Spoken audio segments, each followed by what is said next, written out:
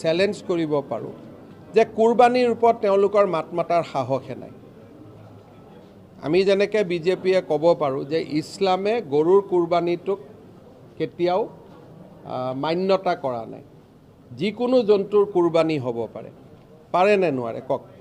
এতিয়া বিজেপিৰ সাহস আছে যে ৰাইজক অনুৰোধ কৰিব যে ৰাইজ অহাবাৰ গৰুৰ কুৰবানী নকৰিব, ছাগলীৰ কুৰবানী কৰক। কংগ্ৰেছে পাৰিব নেকি? কংগ্ৰেছে 7 জনম ল'ব লাগিব এইটো কথা ক'বৰ কাৰণে, কংগ্ৰেছেতো নোৱাৰে। তাৰমানে গৰুৰ শুভচিন্তক কোন?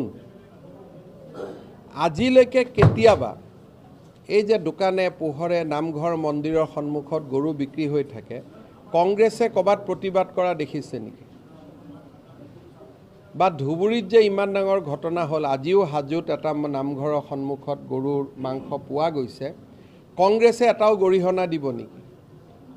গতিকে কংগ্ৰেছে জীয়াই থকা গৰুৰ কথা ক'ব নালাগে নহয়, মৰা গৰুৰ কথাহে ক'ব লাগে কোনে মাৰিলে।